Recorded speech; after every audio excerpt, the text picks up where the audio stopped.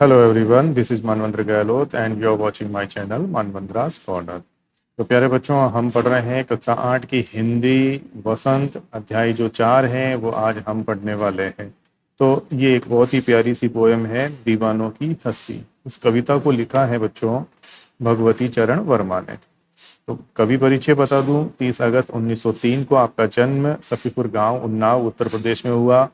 ये हिंदी साहित्य जगत के जाने माने कवियों में से एक आप माने जाते हैं। इनकी कुछ प्रमुख रचनाएं जैसे भूले बिसरे चित्र हैं, अपने खिलौने, पतन, मेरी कहानियां, वसीयत, टेढ़े मेढ़े रास्ते इत्यादि इनकी कुछ फेमस रचनाएं हैं। आपको साहित्य अकादमी पुरस्कार और पद्म भूषण पुरस्कार भी मिल चुका है। तो पद्म भूषण पुरस्कार आपको 1971 में दिया गया। आपकी मृत्यु 5 अक्टूबर 1981 को हुई। तो इस पोयम को पढ़ते हैं, दीवानों की हस्ती। तो बच्चों, दीवाने क्या होते हैं? दीवानों का अर्थ क्या होता है? अपनी ही मौज मस्ती में रहने वाले, यानी अपनी ही मस्ती में जो रहते हैं ना, वो दीवाने कहलाते हैं। और हस्ती का क्या मतलब हुआ? हस्ती का अर्थ हुआ अस्तित्व। तो अपनी ही मस्ती में रहने वालों का अस्तित्व क्या होता है, इस कविता में कवि ने ये बताने की कोशिश की है। तो बच्चों, इस कविता का जो मुख्य जो सार है, इस कविता का जो मुख्य भाव है वो मैं प्रकट कर देता हूँ। तो देखो बच्चों, इस कविता में कवि का जो मस्त मौला और बेफिक्री का जो स्वभाव है वो इस कविता में दिखाया गया है। यानी जो कवि है, ये कवि किस तरीके से बेफिक्री और मस्त मौला है। यानी मस्त मौला स्वभाव का जो व्यक्ति जहाँ जाता है ना, वो वहाँ खुशियाँ फैलाता है। यानी हर जगह के माहौल को वो क्या कर देता है, अपने जैसा बना देता है। वह हर रूप में प्रसन्नता देने वाला होता है, चाहे वो खुशी हो या आंखों में आया आंसू हो। तो कवि ने बहते रमते जोगी वाली कहावत के अनुसार एक जगह ये नहीं टिकते। वह कुछ यादें संसार को देकर और कुछ यादें लेकर अपने साथ नए नए सफर पर चलते रहते हैं। तो यही लोग मस्त मौला होते हैं। साथ ही इस कविता में सुख और दुख को समझकर एक भाव को स्वीकार करने वाला जो है वो रूप कवि का दर्शाया है। कवि संसारिक नहीं होते, वे दीवाने होते हैं। वह संसार के सभी बंधनों से मुक्त है, इसीलिए संसार में कोई अपना कोई पराया नहीं। तो जिस तरह जीवन को उन्होंने खुद चुना है, उसी से वे प्रसन्न होते हैं और सदा चलने के लिए चलते रहना चाहते हैं। तो इस कविता में कवि की प्रकृति का वर्णन किया है कि कवि किस नेचर के होते हैं। कवि जो है वो मस्त मौला होते हैं और उनकी जो हस्ती होती है ना, वो अपने आप में रमने वाली होती है। यानी वो जहाँ जाते हैं वहाँ का माहौल अपने अनुरूप वो बना देते हैं। तो इस कविता को पढ़ते हैं किस तरीके से ये कविता जो है दिखाई देती है। तो देखो बच्चों, दीवानों की हस्ती। हम दीवानों की क्या हस्ती है, आज यहाँ कल वहां चले। मस्ती का आलम साथ चला, हम धूल उड़ाते जहां चले। आए बनकर उल्लास, अभी आंसू बनकर बह चले अभी। सब कहते हैं रह गए, अरे तुम कैसे आए, कहाँ चले।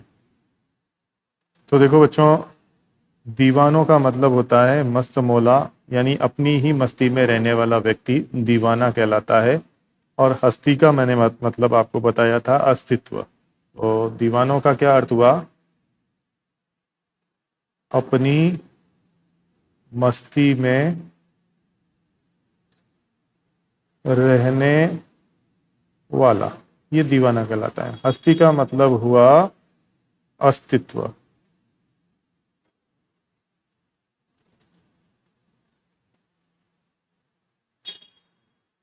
मस्ती का मतलब हुआ मौज, इसका मतलब मौज। आलम का मतलब हुआ दुनिया। उल्लास का अर्थ है खुशी।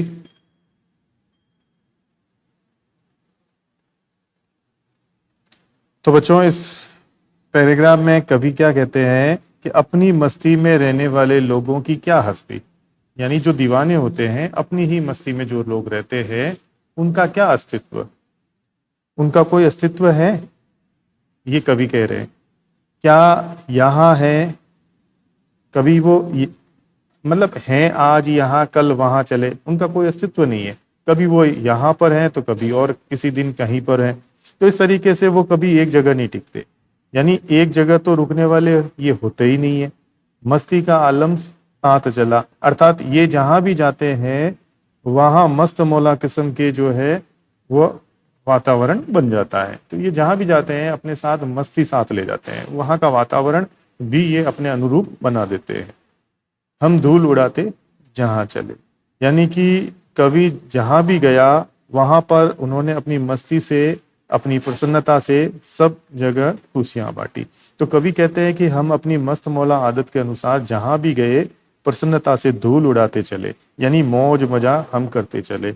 हम दीवानों की हस्ती कुछ ऐसी ही होती है ना। तो आए बनकर उल्लास अभी, आंसू बनकर बह चले अभी, सब कहते हैं ही रह गए, अरे तुम कैसे आए कहाँ चले। तो कभी कहते हैं कि हम पर किसी का कोई असर नहीं होता, वे अभी अभी आए हैं और खुशियां बांटी हैं, खुशियां लुटाई हैं, और अभी कुछ हुआ कि आंसू बनकर बह निकले। अर्थात अभी अभी खुश थे, अभी अभी दुखी हो गए। मतलब ये चेंज हो जाता है, अभी अभी हम खुश थे और किसी समय हम दुखी हो गए, अचानक दुखी हो गए, आंखों में आंसू बह निकलते हैं। तो इतने भावपूर्ण भी है और मस्त मौला भी है। तो कभी मस्त मौला किस्म के हैं, अपने मन मर्जी के मालिक हैं, कभी कहीं जाते हैं तो कभी कहीं के लिए चल पड़ते हैं, यहाँ पर पहुंचते हैं खुशियां लुटाते हैं और वहां के लिए निकल जाते हैं। तो कभी कभी एक जगह नहीं टिकते। तो लोग कहते हैं कवियों के विषय में कि अरे तुम कब आए और कब चले गए ये पता ही नहीं चला। तो ये कौन कहते हैं, अरे तुम कैसे आए कहाँ चले, यानी लोग अचंभा करते हैं कवि के बारे में कि आप कब आए थे और कब चले गए, ये हमें तो पता ही नहीं चला। फिर आगे पढ़ते हैं, किस और चले यह मत पूछो, चलना है बस इसलिए चले, जग से उसका कुछ लिए चले, जग को अपना कुछ दिए चले।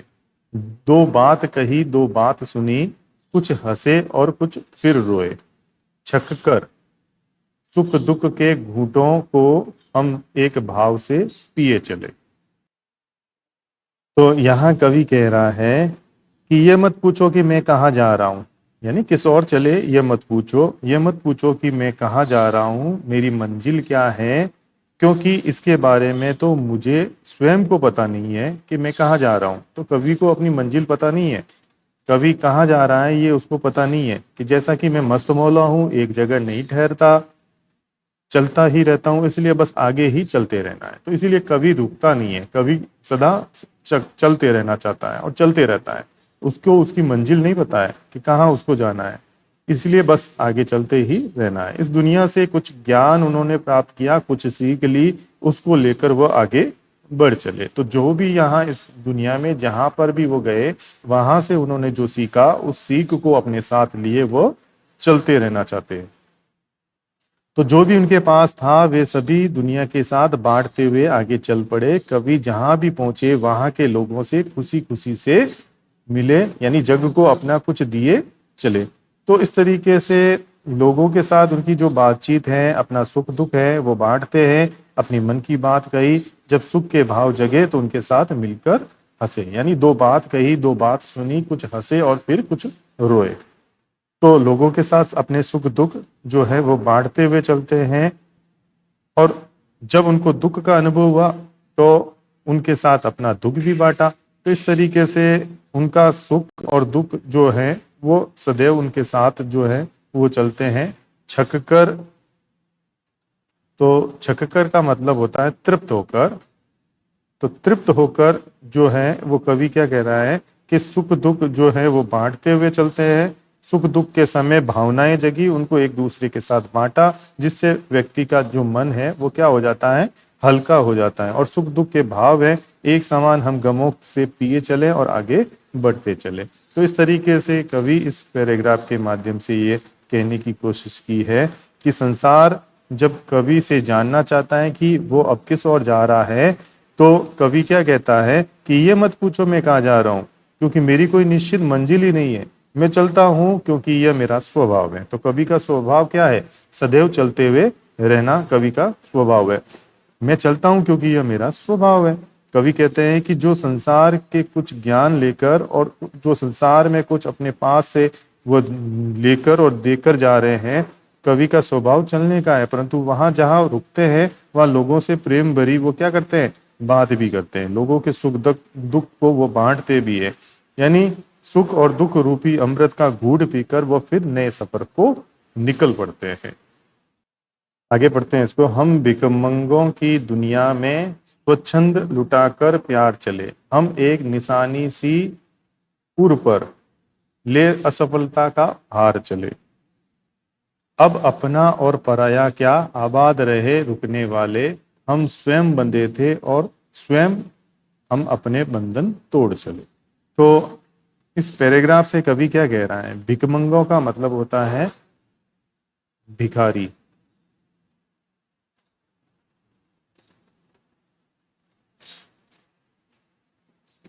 स्वच्छंद का मतलब होता है आजाद। निशानी का मतलब होता है चिन्ह।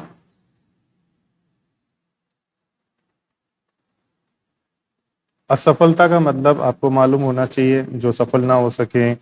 भार का मतलब बोझा, बोझ। आबाद का मतलब है बसना।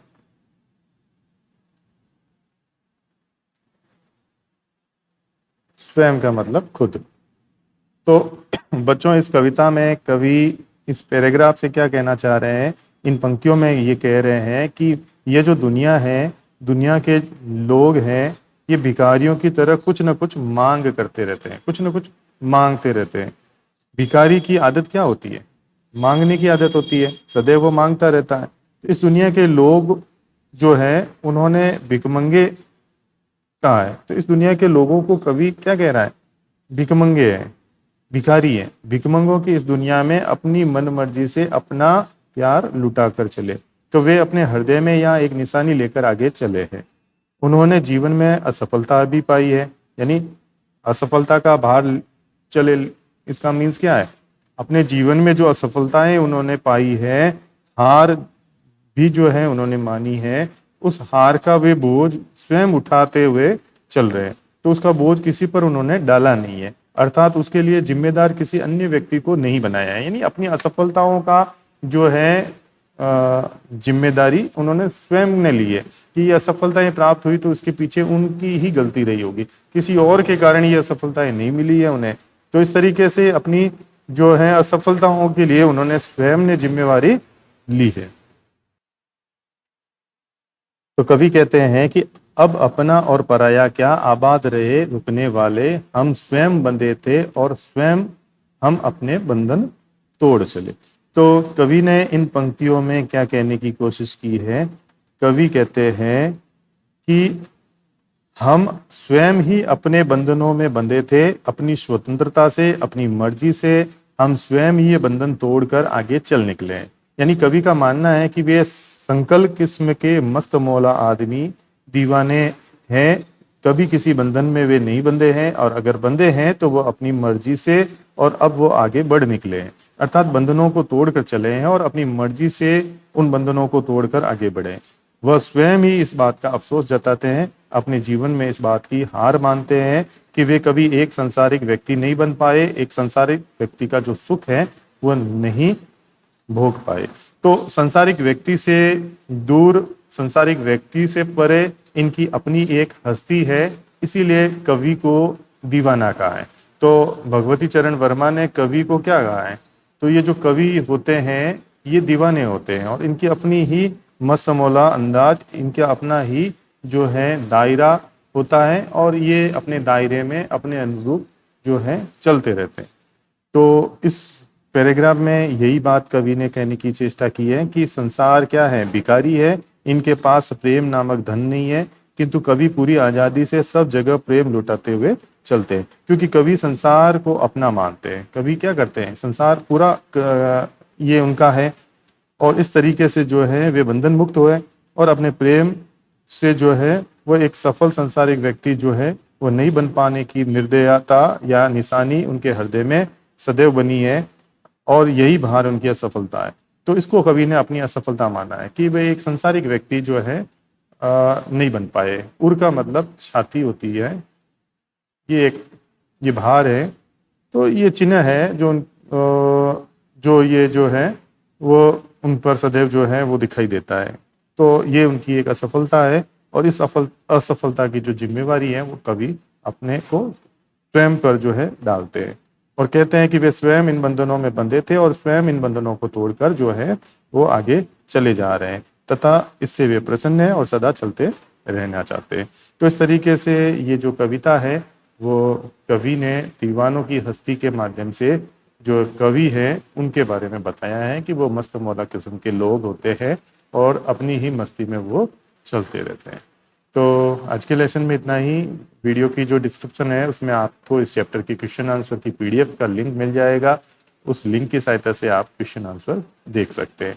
तो मिलते हैं अगले वीडियो में, तब तक के लिए आपका दिन शुभ हो। Good bye.